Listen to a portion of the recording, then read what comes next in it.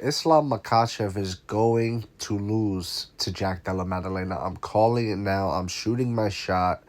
And when I look into the crystal ball, this is what I see. I see Jack Della presenting issues when it comes to the size. I think Islam's not just going to be some tidal wave tsunami, stronger than everybody in the division kind of fighter. I don't think he's going to be that at welterweight. At lightweight, sure.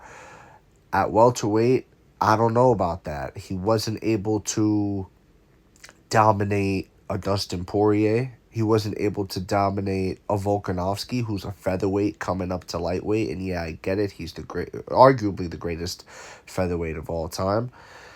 He's still a featherweight, guys. I'm sorry. It is what it is. He never proved himself against a top lightweight contender. We can't just assume how he's going to be at lightweight. So if Islam had competitive fights with those two guys, I could only, you know, it's common sense to realize that Jack Della is going to give him a tough fight. Jack Della Maddelena is the best scrambler in the division. He's really hard to hold down if you even get him down in the first place. He's got good takedown defense and anti-wrestling. Jack Della also has great footwork, and that's something that doesn't get talked about enough. Islam Makhachev is going to have to be cutting off the cage against Jack Della Maddelena. He's not just going to be fighting a guy who's standing in front of him the whole time, okay? That's not going to happen. Then you've got the boxing of Jack Della, which is the best in the division, and he knows how to kick too. He's a multifaceted striker, okay? This is not some one-dimensional guy.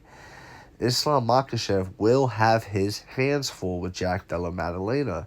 And I'm going to say this. Let's say he does what all his fanboys and the commenters say he's going to do. Let's say he takes down Jack Della, smashes him for a bit, head and arm choke within the first 2 rounds. Jack Della taps. Even in the third round, I would go crazy too. I would be amazed. Islam Makhachev would get all the credit in the world for me. I would not come here and take anything away from him. When I look at it objectively, because I'm not a fan or a hater of him, right? I like Islam, but me personally, I have a hard time classifying myself as a fanatic for any of these guys. They could all be criticized and they could all have an objective report done about them. So I try to keep it objective here. And when I look at it, stylistically, I think Jack Della presents a lot of problems for him. I think Ilia Topuria presents a lot of problems for him too.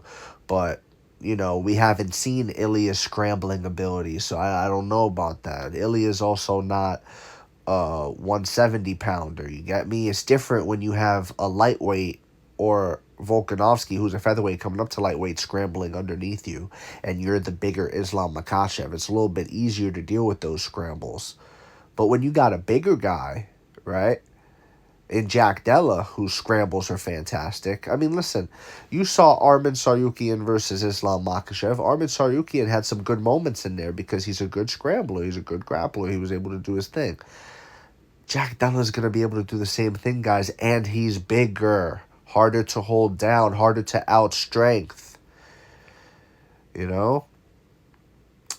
Maybe Islam shows how deep his bag of tricks goes. He shocked us all with that takedown against Dustin Poirier that led to the finish of the fight.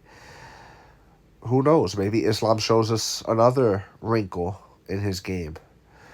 So we're going to have to see, but I'm just leaning towards Jack. I think he's going to have the jab in his face. His cardio is fantastic as well. He does not get tired. We've seen Islam kind of fade before. We saw him fade against Volkanovski. He had a very tricky 5th round against them. Islam Makhachev is in for a rough night at UFC 322. You've got another part of this fight that I want to touch on is the up-the-middle attacks of Jack Della Maddelena. We've seen him use the knees against Gilbert Burns, the knees against Bilal Muhammad. He even feints the knee. He doesn't just throw it all the time. Like, he'll fake it, and, he'll come up with teep kicks and front kicks to the body, too. And what does that do? It gives a threat to the level change. When you're fighting a grappler, you don't want them level changing whenever the hell they want, thinking they're just going to get it for free. There's no consequences at all. Nah, if you level change, there's going to be consequences. I'm not just going to run away from you every time or flinch mad hard like Conor McGregor did and get dropped by Khabib. You get what I'm saying? I'm going to show you a knee, and if I time that knee on your level change, I'm going to put your lights out. You get me? Or I'm going to knock the air out of you like he did Gilbert Burns when he smashed him with a knee to the chest. You know what I mean? I'm going to give you a threat. You're not just going to be at that level with me. No. So that's another aspect of this, and another thing that Jack Della does something really well. I think he followed the blueprint and attributed to the blueprint of how to deal with a grappler against Bilal Muhammad. I think we all saw that. And yeah, man, that's my take on this. I'm going with Jack Della Maddelena. And I want to know what y'all think in the comments below. Whether you agree or disagree, it does not matter. Just join the discussion, follow for more, and leave a like if you enjoyed the time spent. Thank you. You are all appreciated.